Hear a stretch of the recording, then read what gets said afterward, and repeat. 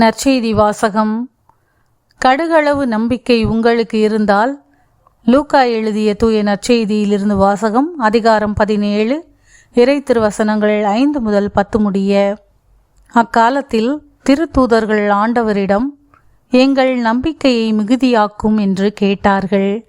அதற்கு ஆண்டவர் கூறியது, கடுகளவு நம்பிக்கை உங்களுக்கு இருந்தால் நீங்கள் இந்த காட்டு அத்திமரத்தை நோக்கி, நீ வேரோடே பெயர்ந்து போய் கடலில் வேரூன்றி நில் என்று கூறினால் அது உங்களுக்கு கீழ்ப்படியும்.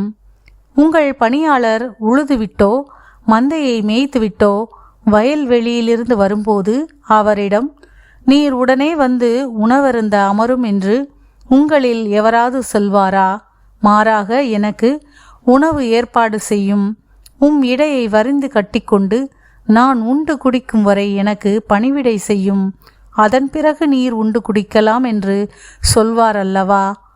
தாம் பணித்ததை செய்ததற்காக அவர் தம் பணியாளருக்கு நன்றி கூறுவாரோ?